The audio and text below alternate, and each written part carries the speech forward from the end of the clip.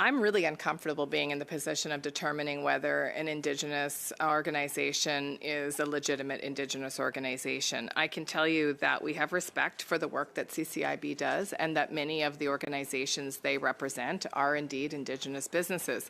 I can tell you they're also a partner in helping the Government of Canada figure out the next steps to transform the approach to identifying and certifying Indigenous businesses.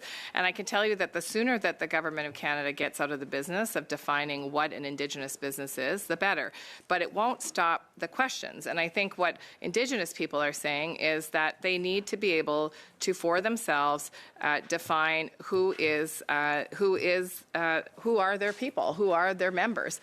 And, you know, this is a vestige and a continuation of a colonial country that has a number of different programs and approaches that are in the position of having to certify indigeneity. But what I can say is that we have CCIB as one of the partners, not the only partner, that is working on the question of how best to transfer this role, and I think a very important role at that. If I could just simplify my question, do you think that CCIB qualifies as an Indigenous organization? I think that they are in an organization that has been providing an immense amount of service to many First Nations and other Indigenous business providers, and I think that they have an important voice in the work that we're doing, but they're not the only voice.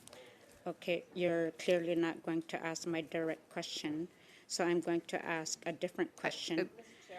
I think I did answer the question, actually, so I'm not sure. Okay, maybe I misunderstood your question. So yes or no, does CCIB qualify as an Indigenous organization? They are an Indigenous organization that provides a service along with others. You've answered my question.